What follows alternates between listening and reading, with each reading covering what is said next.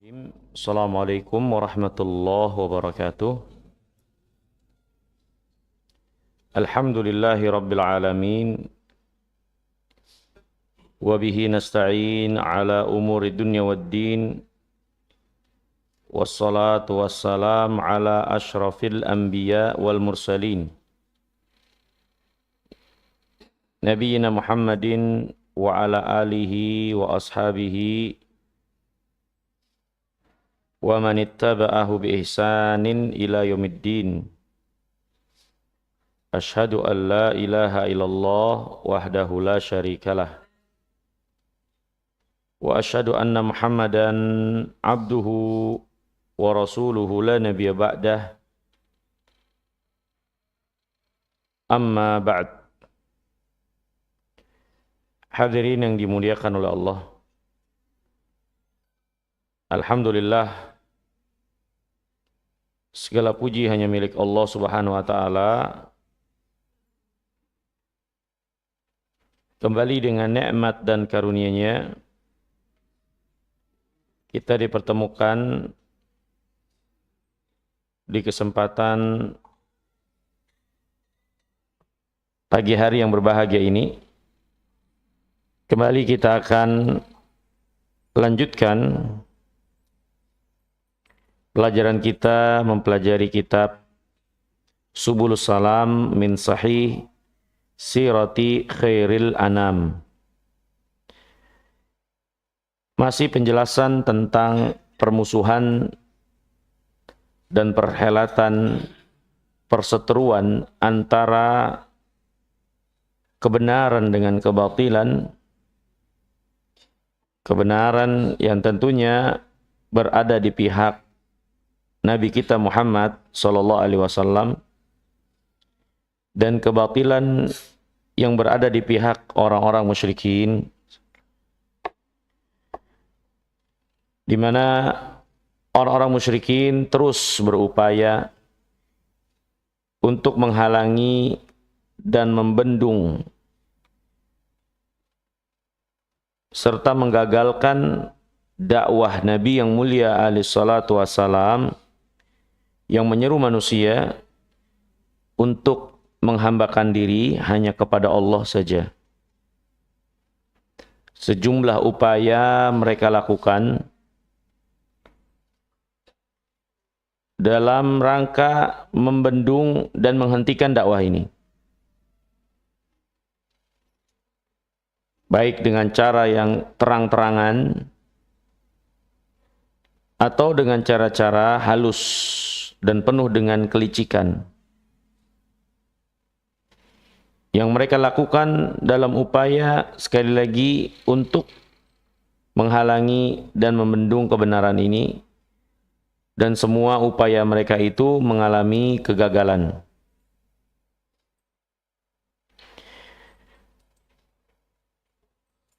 Dan orang musyrikin tidak berhenti sampai di situ. Kegagalan yang mereka dapatkan, mereka tidak berhenti untuk terus melakukan upaya-upaya perlawanan dalam rangka memadamkan cahaya kebenaran ini.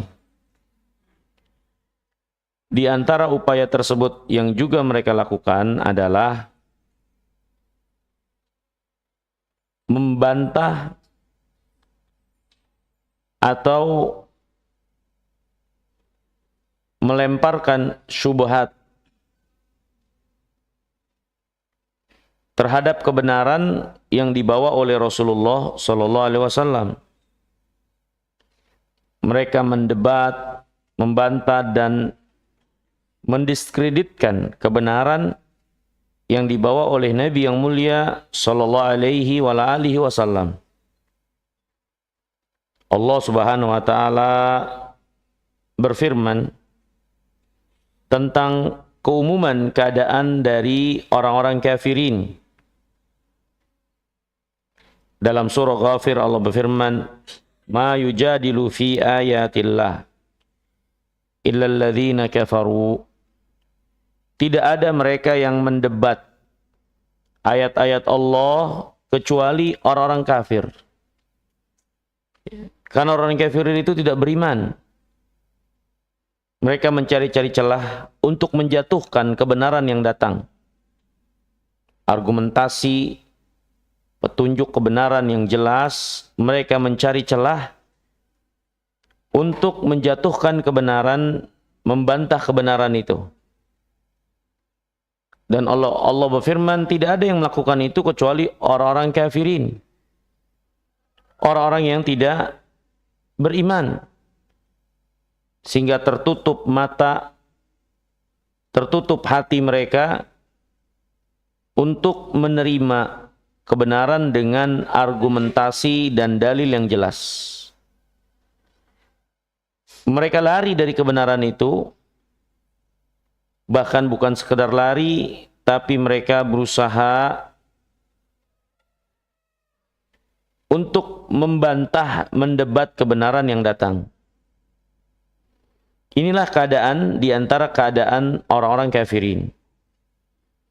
Dalam ayat yang lain Allah berfirman, "Wajadalu bil batil liyudhidu bihil haqq fa aqadtuhum." Mereka membantah dengan kebatilan untuk memadamkan kebenaran. Ini sejatinya apa yang mereka ungkapkan dari argumentasi itu batil. Enggak benar. Tidak bisa dijadikan sebagai alasan. Tapi mereka paksakan dalam rangka, dalam upaya memadamkan kebenaran. Fa'akhadtuhum, maka akhirnya Allah pun timpakan siksanya kepada mereka. Ini Allah sebutkan dalam surat Ghafir ayat 5. Menunjukkan bagaimana orang-orang kafirin sangat memaksakan. Walaupun dengan argumentasi yang batil dalam rangka memadamkan kebenaran, melawan kebenaran. Dan hal yang seperti ini mengundang murka Allah, yang menjadikan orang-orang yang seperti ini mendapatkan siksa dari Allah Subhanahu wa taala. Ya. Dan Allah Subhanahu wa taala juga berfirman dalam surat Al-Hajj ayat 3. Dalam surah Al-An'am ayat 121. Ya. Bagaimana orang-orang kafirin bersatu padu bersama syaitan-syaitan yang senantiasa membisikkan argumentasi-argumentasi batil, sehingga mereka seolah-olah berada di atas angin untuk apa yang mereka jadikan pijakan. Allah berfirman, wa inna syayatin la yuhuna ila awliyaihim liujadilukum. Sesungguhnya syaitan-syaitan itu mewahyukan kepada wali-wali mereka yang dekat dengan syaitan menjadi pengikutnya. Syaitan itu mewahyukan kepada mereka untuk membantah engkau, membantah kalian. Jadi apa yang mereka ungkapkan dari sejumlah argumentasi untuk menolak kebenaran, itu adalah wahyu yang diwahyukan oleh syaitan. Karena wahyu ada dua. Wahyu dari Allah, wahyu dari syaitan. Wahyu dari Allah tentunya apa yang Allah wahyukan kepada para nabi dan rasul. Hal-hal yang diadakan untuk menolak, melawan wahyu dari Allah, itu pasti wahyu dari syaitan. Ya.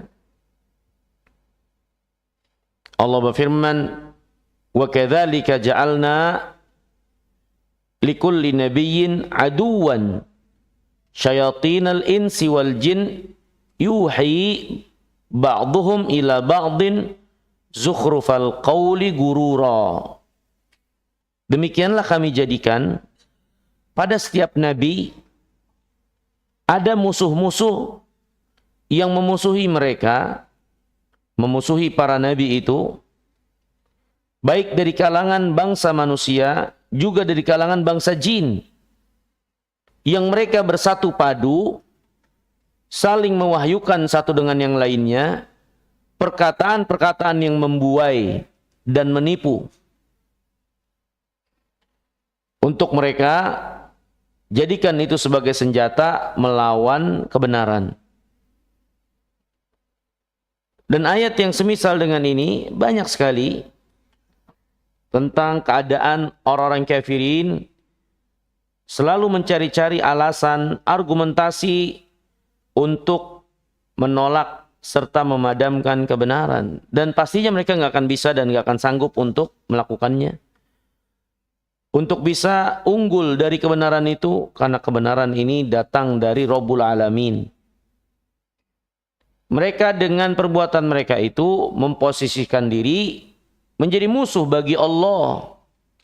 Karena kebenaran ini apa yang diwahyukan oleh Allah kepada nabinya yang mulia alaihi salatu wassalam. Sehingga mereka yang berusaha mencari-cari alasan, argumentasi untuk menolak dan mematahkan keterangan kebenaran itu, ya mereka melawan Allah. Maka wajar kalau Allah menimpakan siksa kepada mereka.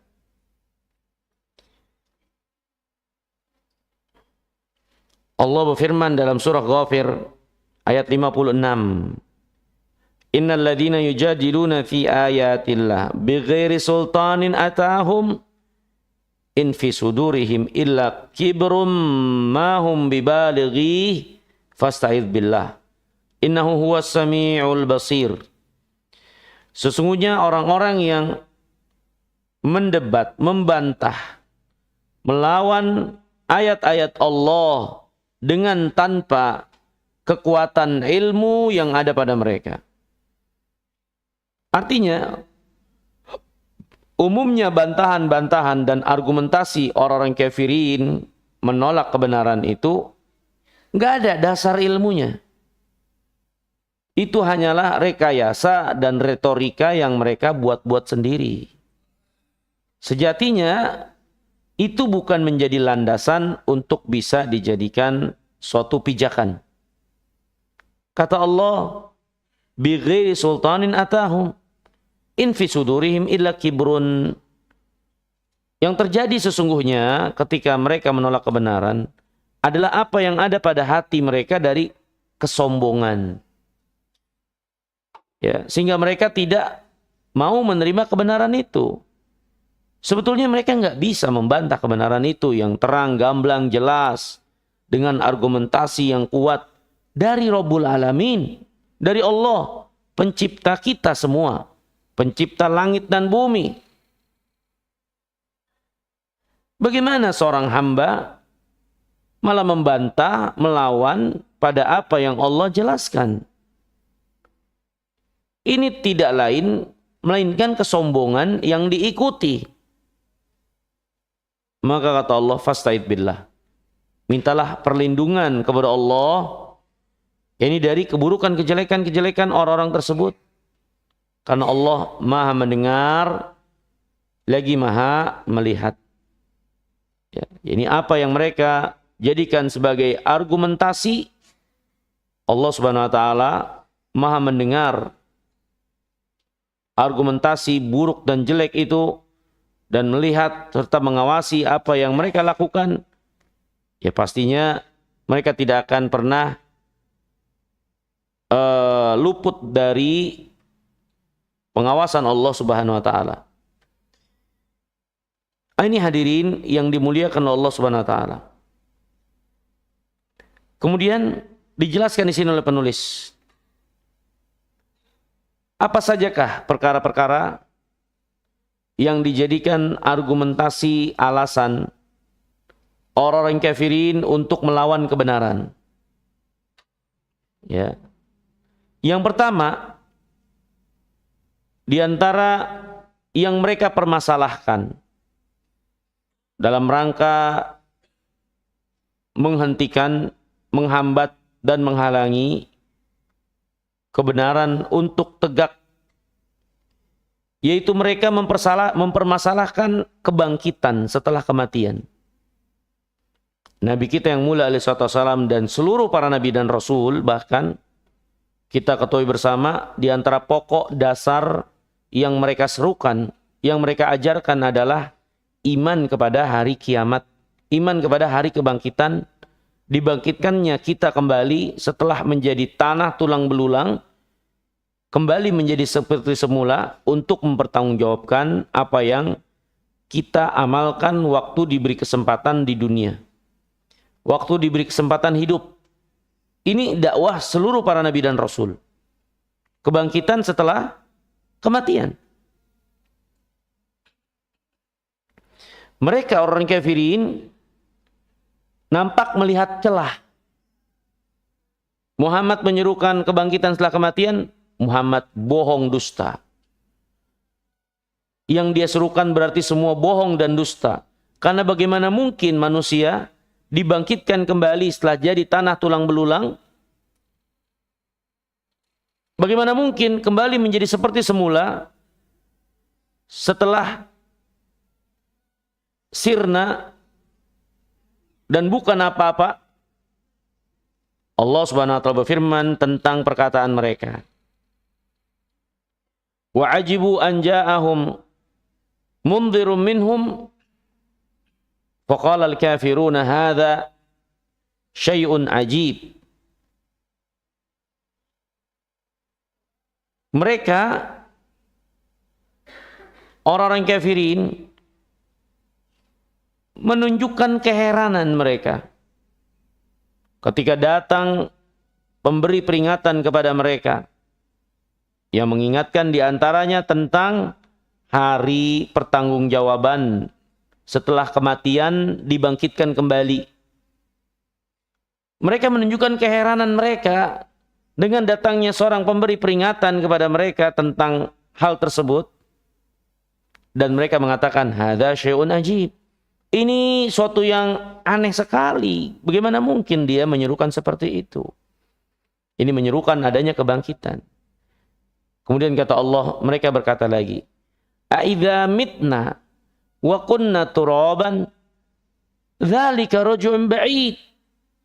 Apakah kalau kami mati terus kami jadi tanah, kami dikatakan akan kembali dibangkitkan seperti semula? Itu adalah pengembalian yang jauh sekali. Gimana bisa dibilang seperti itu? Kata mereka orang-orang kafirin. Mereka menganggap dihidupkannya kembali setelah menjadi tulang belulang tanah itu suatu yang mustahil. Mereka melihat, ini celah untuk menjatuhkan apa yang diserukan dan diajak oleh Nabi kita yang mulia alaihi salatu wassalam. Ya. Dalam ayat yang lain Allah Subhanahu wa taala berfirman tentang mereka mengokohkan apa yang menjadi pertentangan mereka kalau tidak ada hari kebangkitan itu. Kata Allah dalam surah An-Nahl ayat 38. Wa aqsamu billahi jahda aimanihim la yab'atsullahu man yamut. Mereka bersumpah dengan nama Allah. Bayangkan. Salah mereka. Nggak punya alasan yang benar. Nggak datang ilmu tentang ada atau tidaknya yaumul qiyamah kepada mereka. Yang datang ilmu itu kepada Rasulullah, keterangan itu dari Allah. Tapi mereka menguatkan pendustaan mereka dengan sumpah. Dan mereka bersumpah, kata Allah, dengan sungguh-sungguh. Dengan nama Allah mereka bersumpah, Allah tidak akan membangkitkan mereka yang telah mati. Lihat. Sampai sumpah mereka lakukan untuk menguatkan kebatilan mereka. Walhal pernyataan tidak adanya kebangkitan, mereka nggak punya ilmu untuk itu. Ya, kecuali keterbatasan akal mereka yang hanya sampai pada kemustahilan manusia dikembalikan seperti semula setelah menjadi tulang dan tanah. Itu kan pencapaian akal mereka. Datang keterangan dari Allah, pencipta dan yang maha mengetahui segala sesuatu, menjelaskan adanya kebangkitan. Mereka nggak terima. Maka mereka melawan Allah dengan apa yang menjadi kemampuan dan keterbatasan akal mereka. Ini hadirin yang dimuliakan oleh Allah. Di antara celah atau di antara sebab seorang terus terperosok dalam kebatilan, yaitu seorang lebih percaya diri dengan apa yang ada pada dirinya dari kepintaran, kecerdasan, ya. Seolah-olah dia mengetahui segala sesuatu dan meliputi segala sesuatu. Dia terlalu percaya diri dengan apa yang ada pada dirinya tersebut dan nggak peduli padahal jelas bertolak belakang dengan yang datang dari Rabbul Alamin. Karena orang kafirin, kalau kita perhatikan secara logika dari apa yang mereka ungkapkan, ya mungkin bisa dibenarkan. Manusia sudah jadi tulang belulang, dibangkitkan lagi. Ya, ini kan mustahilah. Menurut pengetahuan yang ada, yang mereka bisa capai saat itu. Masuk di akal hal yang demikian. Nggak mungkin jadi balik lagi seperti semula. Padahal udah jadi tanah, sudah sirna, hilang. Ya. Ini hadirin yang dimuliakan Allah. Tapi itulah bahayanya. Ketika seorang terlalu percaya diri, mengandalkan retorika dan akalnya. Sehingga membuat dia lupa diri siapa dia dan siapa yang dia hadapi. Biar bagaimanapun kita ini manusia. Diciptakan oleh pencipta. Kalau pencipta mengatakan seperti ini, berarti pencipta yang lebih tahu. Kita kan makhluk. Kalau pencipta mengatur seperti ini, berarti pencipta yang lebih paham. Karena kita kan makhluk yang diciptakan. Kalau pencipta perintahkan ini dan itu, pastinya pencipta itu yang lebih mendalam. Kita kan makhluk. Gimana kita menentang apa yang datang dari Rabbul Alamin, padahal kita sendiri adalah ciptaannya. Inilah bahaya ketika seorang terlalu percaya diri dalam mengandalkan apa yang ada pada dirinya dari kepintaran. Dan hadirin yang dimuliakan Allah, perlu kita ketahui juga dengan baik. Jangan pernah tertipu dengan retorika dan orang-orang yang menunjukkan kepintarannya kalau dia nggak beriman. Karena cukup sebagai petunjuk buat kita, ketidakimanan dia menunjukkan dia itu bodoh. Ya, saya ulangi. Jangan pernah tertipu dengan retorika, ya, dan kepada orang-orang yang menunjukkan kepintaran dia, kalau dia tidak beriman. Karena ketidakimanannya sudah cukup sebagai bukti kalau dia itu orang jahil, bodoh.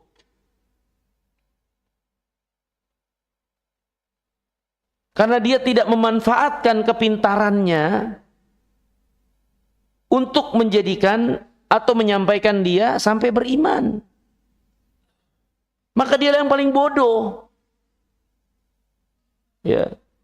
Walaupun terkadang banyak orang-orang yang seperti itu, yang paling kenceng teriakannya mendungu-dungui orang lain.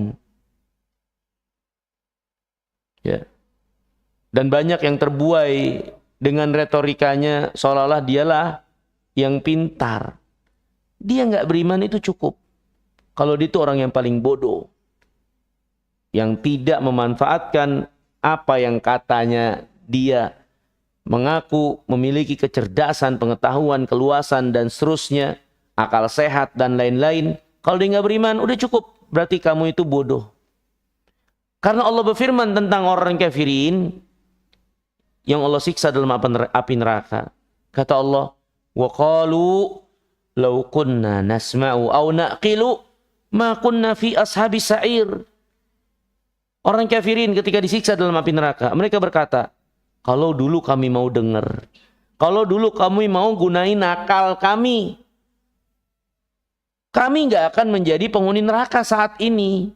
Artinya mereka tuh dulu nggak mikir, nggak menggunakan apa yang Allah anugerahkan kepada mereka dengan baik, nggak memanfaatkannya. Apa ini kalau bukan bodoh itu sendiri?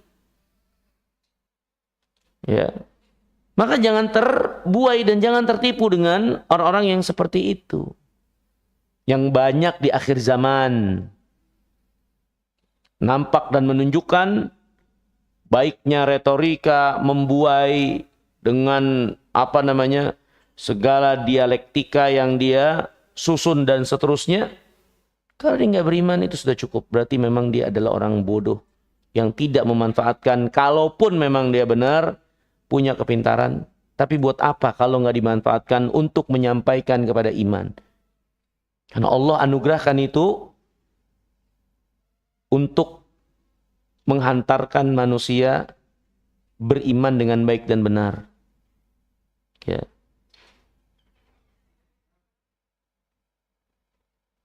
Walhasil hadirin yang dimuliakan Allah. Pernyataan orang kafirin mungkin nampak seolah-olah benar. Ya. Tapi sesungguhnya itu tidak benar. Ya. Dan Allah Subhanahu wa taala ketika menjelaskan orang kafirin itu menolak adanya kebangkitan, maka kebanyakan atau beberapa ayat banyak itu tidak ditanggapi. Nggak ditanggapin. Karena itu jelas batil sudah. Nggak usah ditanggapin. Perhatikan kata Allah Subhanahu wa taala, za'amal ladzina kafaru an lan yub'atsu qul bala wa rabbi latub'atsun. Orang-orang kafirin menyangka nggak ada kebangkitan. Katakan kepada mereka, demi Allah kebangkitan itu ada. Artinya apa yang menjadi alasan retorika akal berpikir mereka dilewatkan, tapi dijawab enggak, kebenaran itu ada. Ya. Enggak perlu bertele-tele dan tidak bertele-tele untuk menjelaskan kebenaran ada karena kebangkitan ada karena begini-begini, enggak. Karena kebenaran itu suatu yang jelas, kebangkitan suatu yang jelas akan adanya kebangkitan itu. Sehingga kalau ada orang yang tolak, bagaimana bisa mereka tolak kebangkitan suatu yang jelas, gamblang dan terang? Sehingga perlu untuk bertele-tele menjelaskan kebangkitan itu ada karena gini. Enggak, kata Allah, qul bala wa rabbi latub'atsun. Ya. Dalam ayat yang lain Allah berfirman, wa qala alladziina kafaru la ta'tinas saa'ah. Orang kafirin berkata, enggak ada hari kiamat tuh enggak ada. Kemudian kata Allah, qul, katakan kepada mereka, bala wa rabbi la ta'tiyannakum. Sungguh-sungguh benar demi Allah, hari kiamat itu akan mendatangi kalian. Tapi tidak bertele-tele menjelaskan, ada karena begini, enggak. Sudah, kalian enggak mau ngimani, yang benar itu ada. Karena ini perkara gamblang dan jelas. Sehingga tidak mengimani adanya kebangkitan adalah suatu kebodohan yang sangat, sehingga nggak perlu lagi diterangkan kalau itu adalah salah.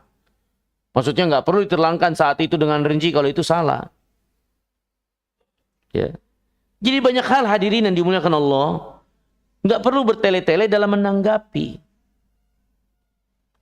Ya. Ada orang mengatakan, itu bukan air mineral, misalnya. Ya. Padahal ini jelas air mineral. Ngapain ditanggapin? Ini jelas air mineral, udah. Terkadang banyak hal yang nggak perlu untuk mengklarifikasi berlebihan, membuat kita jadi tersibukkan dengan hal-hal yang harusnya lebih bisa, lebih banyak lagi, lebih produktif lagi. Di antara contohnya seperti ini. Mereka menolak kebangkitan. Kebangkitan itu ada, selesai. Tapi hadirin yang dimuliakan Allah, di kesempatan yang lain, di ayat yang lain, Allah Subhanahu wa taala sejatinya sudah menjelaskan banyak. Bagi orang yang mau berpikir sedikit saja, kebangkitan itu adalah suatu yang jelas adanya. Ya. Tidak dalam keadaan membantah balik kepada orang-orang musyrikin, tapi dalam penjelasan dan petunjuk hidayah banyak dalam Al-Quran. Yang namanya kebangkitan itu suatu yang sederhana untuk bisa dipahami, untuk kita imani benar adanya. Ya. Di antaranya Allah Subhanahu wa taala menjelaskan dalam Al-Qur'an bahwasanya penciptaan yang kedua lebih ringan dari penciptaan yang pertama. Ya.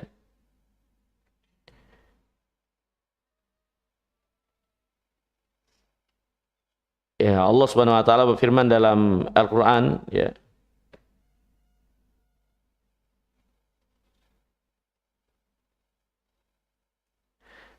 Atau yang pertama, penciptaan langit dan bumi ini, ya. Kata Allah, la khalqus samawat wal ard ahwanu 'ala Allah min khalqin nas. Apakah penciptaan langit dan bumi ini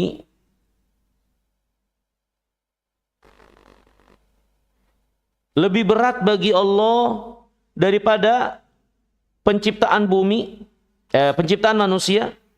Ya. La khalqus samawati wal ardi akbaru min khalqin nas walakinna aktsaran nasi la ya'lamun.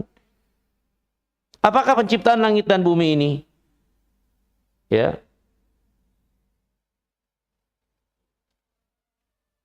kata Allah, bukankah penciptaan langit dan bumi ini lebih besar daripada penciptaan manusia? Ya. Maksudnya sebagai gambaran buat kita sekalian, bagi mereka yang meragukan adanya kebangkitan, lihatlah penciptaan langit dan bumi. Lebih rumit mana penciptaan langit dan bumi atau penciptaan manusia?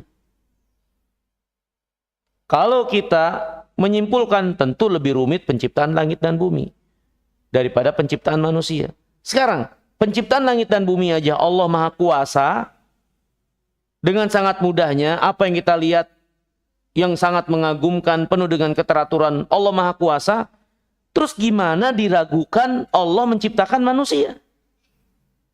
Kenapa bisa ada orang ragu Allah menciptakan manusia atau membangkitkan mereka kembali, padahal mereka lihat di depan mata, inilah ciptaan Allah semua, langit dan bumi. Yang lebih besar, lebih rumit daripada penciptaan manusia. Kan logikanya, pastinya penciptaan manusia lebih ringan daripada penciptaan langit dan bumi ini. Kalau menciptakan langit dan bumi Allah Maha Kuasa, maka bagaimana mungkin Allah nggak kuasa menciptakan manusia lagi? Ya. Ini kan logika sehat, lurus. Ya. Di antaranya juga kata Allah Subhanahu wa taala dalam ayat yang lain itu maknanya, ya, bagaimana penciptaan yang kedua pastinya lebih ringan daripada penciptaan yang pertama. Sekarang kita diciptakan oleh Allah sebelumnya nggak ada contoh. Sebelumnya nggak ada contoh, kan kita nggak ada dulunya. Terus Allah ciptakan kita jadi ada. Terus kita menjadi nggak ada lagi, mati nggak ada, jadi tanah dan seterusnya. Dan Allah jelaskan akan adanya kebangkitan, kita diciptakan lagi. Pertanyaannya, penciptaan kita yang pertama dengan penciptaan yang kedua setelah kebangkitan, mana yang lebih berat? Yang lebih berat yang pertama. Kan yang pertama tanpa contoh sebelumnya, Allah Maha Kuasa. Sehingga bagaimana mungkin Allah nggak kuasa menciptakan kita kembali setelah sebelumnya kita ada? Logikanya penciptaan yang kedua pastinya akan lebih ringan, lebih mudah daripada penciptaan pertama. Contoh hadirin, ini handphone. Penemu pertamanya itu mungkin melalui penelitian yang lama, mendalam. Penelitian ya sampai buat sampel beberapa dan seterusnya. Lama. Tapi ketika sudah fix, selesai semua, maka mengcopy untuk menciptakan lagi selanjutnya itu akan lebih mudah. Kan seperti itu. Nah, itu juga yang Allah jelaskan dalam Al-Quran. Ketika kita tahu kita diciptakan oleh Allah, gimana kita meragukan kalau Allah Maha Kuasa membangkitkan kita lagi? Ya. Jadi cara berpikir orang-orang musyrikin itu aneh sekali. Sehingga mereka nggak beriman dan membantah akan adanya kebangkitan. Ya. Ini hadirin yang dimuliakan Allah yang pertama. Ya, di antara syubhat atau permasalahan yang dilemparkan oleh orang musyrikin untuk mendiskreditkan kebenaran. Mereka mempermasalahkan adanya hari kebangkitan. Padahal itu bukan menjadi alasan yang bisa mereka jadikan sandaran untuk memadamkan kebenaran. Sama sekali bukan. Justru itu menunjukkan kebodohan mereka. Bagaimana mereka berada dalam keterbelakangan dalam berpikir. Sehingga mereka meragukan kekuasaan Allah Subhanahu wa Ta'ala.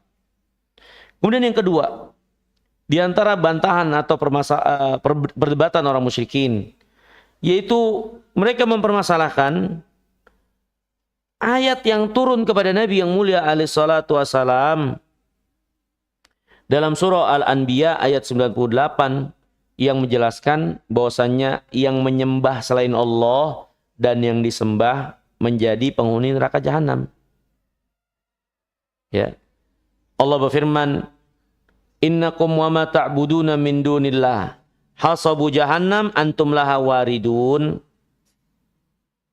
Law kana haula'i alihatan ma waraduha wa kullun fiha khalidun lahum fiha zafirun wa lahum fiha ma wa hum fiha la yasma'un." Kalian dan apa yang kalian sembah selain Allah akan menjadi bahan bakar api neraka. Kalian akan memasukinya semua. Kalau yang kalian sembah selain Allah itu benar, tentu kalian gak akan masuk neraka bersama-sama mereka. Dan kalian semua kekal di dalam neraka itu. Kalian dan apa yang kalian sembah selain Allah. Kalian di dalamnya mendapatkan siksaan, ya, dan kalian tidak mendengar. Nah, orang kafirin mendengar ayat ini, datang kepada Nabi SAW. Karena mendapat celah, seolah-olah ini ada celah untuk menghantam Nabi SAW. Mereka mengatakan, datang kepada Nabi, sesungguhnya engkau mengatakan yang menyembah dan disembah selain Allah menjadi penghuni neraka jahanam. Terus bagaimana dengan malaikat? Lah kita kan juga nyembah malaikat. Gimana dengan Nabi Isa yang disembah oleh orang-orang Nasara? Dan kalian imani itu sebagai nabi. Malaikat juga hamba-hamba Allah yang mulia yang kalian imani. Terus mereka penghuni neraka jahanam juga. Wah, nggak benar ini. Nggak benar. Kamu mengajarkan tidak menghormati, tidak memuliakan hamba-hamba Allah yang mulia. Malaikat, para nabi yang disembah selain Allah. Engkau menyatakan yang menyembah dan disembah penghuni neraka jahanam. Terus para nabi neraka juga dong. Berarti kau nggak benar. Nggak menghormati para nabi, nggak ada pemuliaan kepada para nabi. Nah, dapat mereka angin di situ. Seolah-olah Nabi SAW ini kontradiktif apa yang beliau serukan, dakwakan.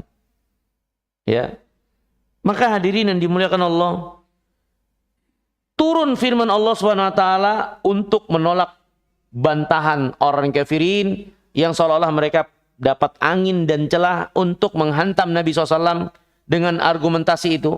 Turun firman Allah. Surah Al-Anbiya ayat selanjutnya itu ayat 101. Kata Allah, Innal ladzina sabaqat minnal husna ulaika anha mub'adun la yasma'una hasisaha wa hum fi mashtahat anfusuhum khalidun.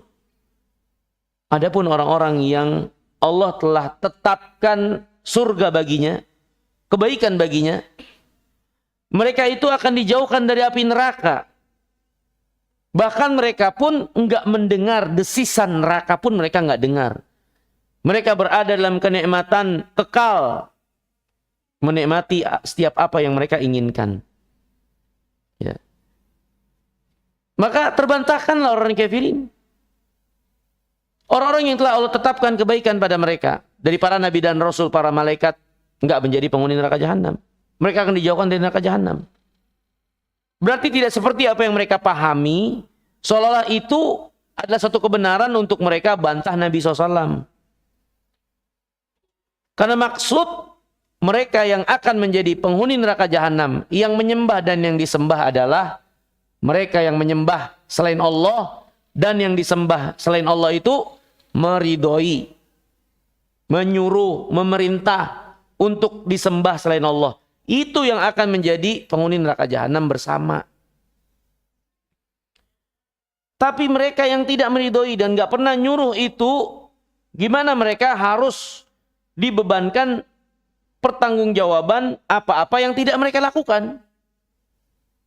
Para nabi dan rasul menyuruh tauhid, mengajak untuk beribadah kepada Allah. Nabiullah Isa waktu masih dalam buayan bayi, ketika Maryam diperintahkan untuk datang ke kaumnya setelah melahirkan, Maryam sudah khawatir, dia gimana saya jelasin, ini anak siapa? Dia bakal dituduh macam-macam. Seorang wanita tanpa suami melahirkan anak. Benar saja. Itu yang dialami oleh Maryam dari tuduhan-tuduhan jelek. Tapi Allah SWT mengatakan kepada Maryam, mengilhamkan untuk suruh nih anak yang ngomong nanti. Ya, dibawalah anak itu. Bani Israel langsung menuduh Maryam yang macam-macam, tidak. Makana abuki imra'a sau'in wa makana ummuki baghiyah. Bapakmu bukan orang jelek. Ibumu bukan pelacur. Kok bisa kamu jadi kayak gini? Punya anak gak ada suami. Turunan siapa kamu? Kok malah melacur? Bapakmu bukan orang jelek, ibumu bukan pelacur. Kalau kamu keturunan orang-orang yang buruk terus kamu melacur, ya mungkin kita bisa pahamin. Tapi kamu kan keturunan orang baik, kok bisa seperti ini? Maka Maryam pun mengisyaratkan kepada anaknya untuk menjelaskan keadaannya. Nabiullah Isa berbicara dalam buayan, masih bayi, di antara mukjizat yang Allah anugerahkan. Berkata langsung kepada kaumnya, "Ini Abdullah, ataniyal kitab, wa ja'alani nabiyya, wa ja'alani mubarakan aynama kuntu, wa awsani bis shalah, wa zakah, ma dumtu hayya, wa barran biwalidati, walam yaj'alni jabbaran syaqiyya." Nabiullah Isa mengatakan, saya ini hamba Allah. Perhatikan, itu waktu bayi itu. Saya hamba Allah. Jadi gimana dia diangkat dan dipertuhankan? Dari bayinya saja sudah ngejelasin, saya hamba Allah. Hamba gak berhak diibadahi. Belum lagi ayat yang lain. Allah menjelaskan keadaan yaumul qiyamah, dipanggil Nabiullah Isa. Ya Isa, anta qulta linnas ittakhaduni wa ummiya ilahaini min dunillah. Wa Isa, apakah engkau yang mengatakan kepada manusia, jadikan saya dan ibu saya sesembahan untuk kalian sembah selain Allah? Ini Allah jelaskan dalam surah Al-Maidah. Ya, Al-Maidah atau surat Maryam di akhir-akhir ayat. Nabiullah Isa dipanggil untuk mempertanggungjawabkan apa yang telah terjadi, penyembahan kepada dirinya dan ibunya. Maka Nabiullah Isa mengatakan, subhanak, ma yakunu li an aqula ma laisa li bihaqqin in kuntu qultu faqad alimtah ta'lamu ma fi nafsi wa la a'lamu ma fi nafsik innaka anta allamul ghuyub. Maha suci engkau ya Allah. Aku itu enggak pantas dan enggak berhak menyerukan, mengatakan apa yang bukan menjadi bagianku. Kalau dulu aku mengatakan kayak gitu, nyuruh pengikut-pengikutku nyembah aku dan ibuku, engkau pasti yang lebih tahu Aku nggak menyanggah deh. Tapi engkau pastinya lebih tahu. Kalau memang aku dulu mengucapkan itu. Karena engkau yang maha mengetahui apa yang ada pada diriku. Aku nggak tahu apa yang ada pada dirimu. Engkau maha mengetahui perkara yang gaib. Jadi Nabi Isa dimintai pertanggungjawaban. Dan dia berlepas diri. Dia nggak pernah melakukan itu. Dan nggak pernah menjelaskan itu. Nggak pernah nyuruh-nyuruh itu. Ma qultu lahum illa ma amartani bihi. Nggak ada yang aku ucapkan ajak mereka kaumku itu kecuali sesuai yang kau perintahkan kepadaku. Yaitu apa? Ani'budullah Rabbi wa Rabbikum. Rabbi wa Rabbakum. Sembahlah Allah saja. Rob saya dan Rob kalian. Saya sama kalian sama-sama hamba yang harus menyembah Allah. Itu yang aku serukan. Jadi Nabi Isa dimintai pertanggungjawaban. Maka bagaimana dia harus terbebani, dapat siksa, apa yang dia tidak suruh, apa yang dia tidak kerjakan, apa yang tidak dia lakukan. Dia disembah dengan kebohongan oleh kaumnya. Yang mengatakan dia sebagai anak Allah, atau oknum dari yang tiga, dan seterusnya. Itu dusta. Nabi Isa nggak pernah mengatakan demikian. Dan dia pun Allah jelaskan dimintai pertanggungjawaban, dia pun mengklarifikasi di hadapan Rabbul Alamin. Maka bagaimana orang musyrikin itu mempermasalahkan ayat dalam surah Al-Anbiya tadi. Seolah-olah dapat angin mereka, Muhammad nih kontradiktif. Masa Allah nyiksa malaikat, nyiksa para nabinya? Berarti kan gak benar itu apa yang dia bawa. Malaikat pun sama dalam ayat yang lain itu dimintai pertanggungjawaban. Ya, Allah mengatakan kepada mereka, apakah kalian yang dulu disembah oleh orang-orang ini? Maka para malaikat mengatakan berlepas diri. Bukan kami yang disembah, bal kanu ya'budunal jin. Yang mereka sembah itu bangsa jin. Yang ngaku-ngaku malaikat. Karena nggak mungkin malaikat itu datang dan ngasih tahu saya malaikat nih. Nggak ada. Kecuali kepada para nabi dan rasul. Kalau ada orang yang ngerasa didatengin malaikat, ketahuilah itu setan. Karena yang didatangi malaikat hanyalah para nabi dan rasul. Ya. Adapun yang seperti yang dikatakan tuh, ya, katanya dapat wahyu dari malaikat. Malaikat Jibril datang ke saya ngasih wahyu gini-gini. Wah. Itu menjelas syaitan, apalagi kenabian itu wahyu sudah terputus dengan diutusnya Muhammad SAW sebagai nabi dan rasul terakhir. Selesai sudah. Jadi malaikat pun diminta pertanggungjawaban dan malaikat mengatakan balkanu ya'budunal jin. Yang mereka sembah itu dulu bangsa jin itu. Sehingga bagaimana malaikat juga harus bertanggung jawab apa-apa yang mereka tidak lakukan. Mereka disembah, diibadahi dalam keadaan mereka nggak pernah nyuruh, mereka nggak meridhoi, mereka nggak mengajak juga, ya. Maka terbantahlah apa yang menjadi argumentasi orang-orang musyrikin, ya. Ini diantara yang mereka permasalahkan, ya. Kemudian hadirin yang dimuliakan oleh Allah Subhanahu Wa Taala.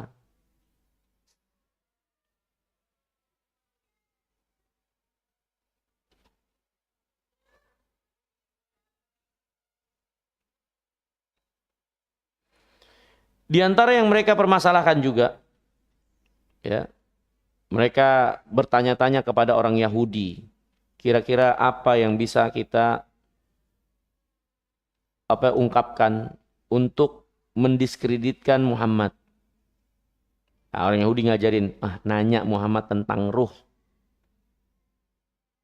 Ya, Yahudi tahu itu, Muhammad nggak bakal bisa jawab. Ya.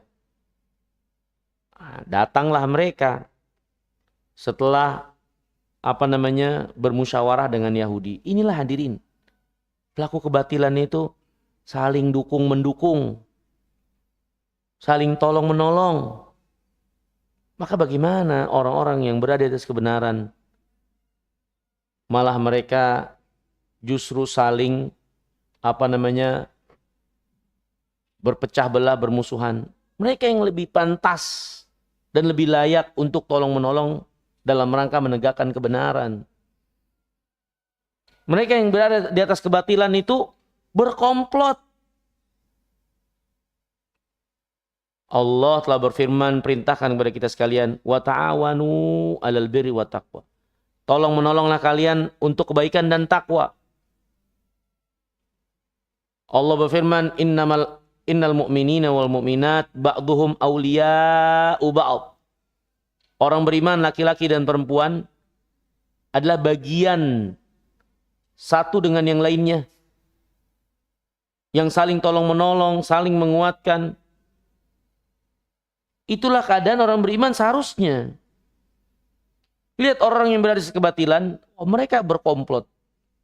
Bagaimana mencari-cari celah untuk memerangi kebenaran ini. Ya.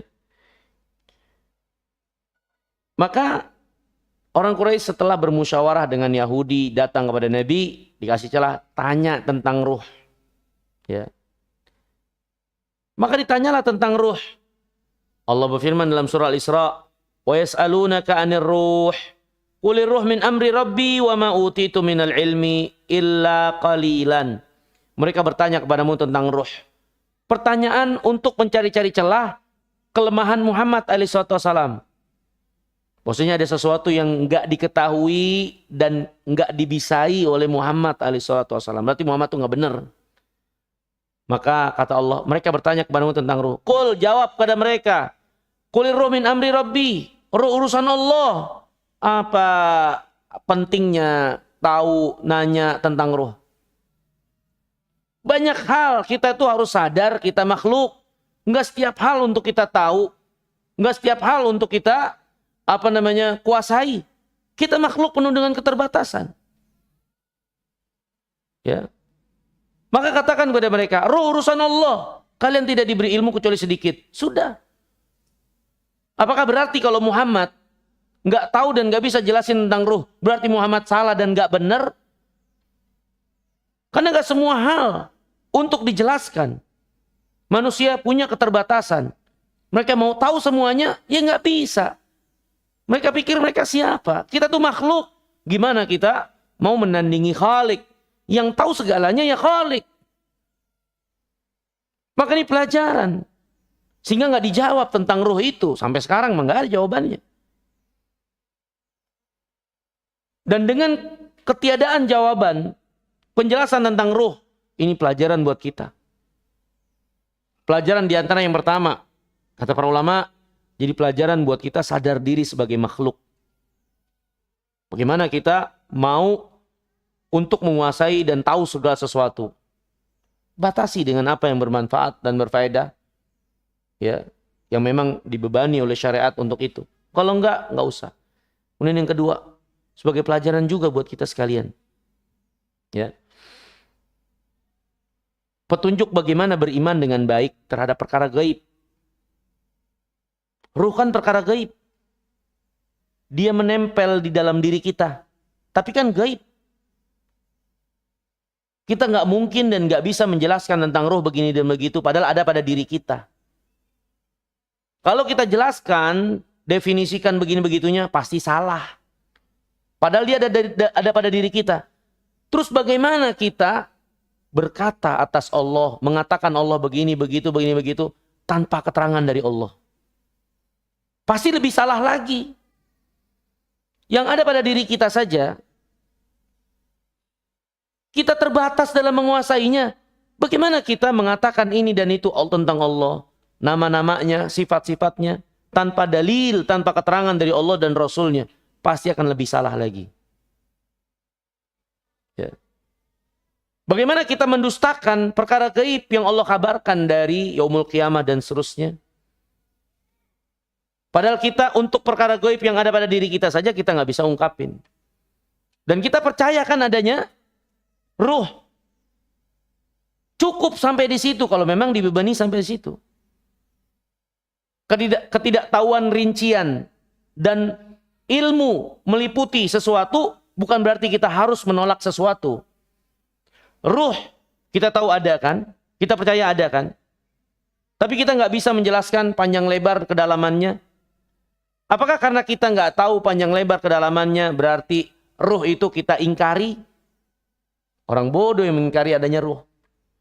Begitu juga tentang yaumul qiyamah. Tentang Allah, tentang malaikat, dan perkara gaib yang lainnya. Yang ilmu kita terbatas. Tidak meliputi pengetahuan segala sesuatunya. Tapi itu bukan alasan untuk kita tolak. Yang ada pada diri kita saja, kita percaya padahal kita ilmunya hanya tahu itu ada aja. Gimana kita tolak Rabbul Alamin, tolak yaumul qiyamah, para malaikat yang semuanya gaib. Ya. Takdir. Rahasia Allah. Apakah karena kita nggak tahu takdir rinciannya begini-begini terus kita tolak? Enggak. Nggak ada takdir. Allah belum mentakdirkan sesuatu. Semua terjadi kalau memang ada. Allah hanya tahu kalau sudah terjadi. Ini kan kesombongan. Walhal hadirin yang dimuliakan Allah. Akhirnya ruh nggak dijelaskan. Ya banyak faedah pelajaran besar, hikmah di dalamnya. Ya. Dan juga pelajaran buat kita sekalian. Nggak setiap hal untuk diladeni. Mereka bertanya tentang ruh. Ya ruh urusan Allah. Mudah. Mau apa? Banyak hal juga kadang dalam masalah duniawiyah begini. Nggak semuanya harus diladeni.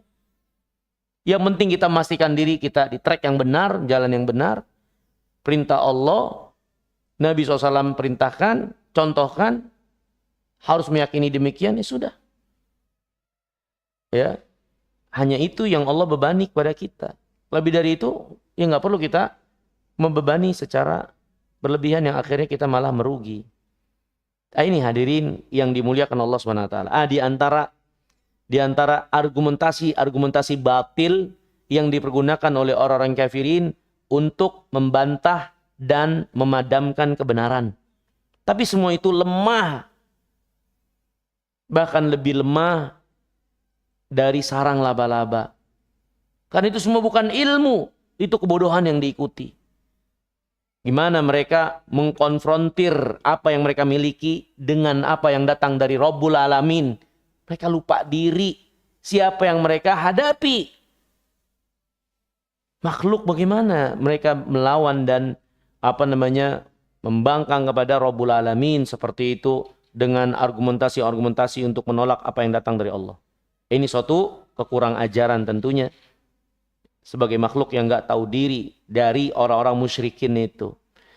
Ini hadirin yang dimuliakan Allah mungkin yang bisa kita pelajari di kesempatan pagi hari yang mulia ini ya, di antara bagian sirah ya yang datang keterangan dari hadis yang sahih ya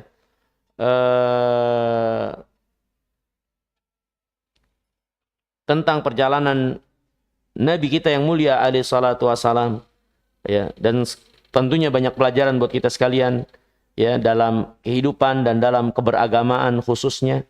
Semoga Allah Subhanahu wa taala mengokohkan keimanan kita dan menjadikan kita pengikut Nabi yang mulia alaihi salatu wassalam yang dikumpulkan bersamanya, orang-orang yang kokoh dan teguh di atas kebenaran yang datang dari Allah dan Rasulnya, dan semoga Allah mewafatkan kita dalam keadaan husnul khatimah. Mungkin ini yang bisa kita pelajari. Mohon maaf kurang lebihnya. Semoga yang sedikit ini bermanfaat.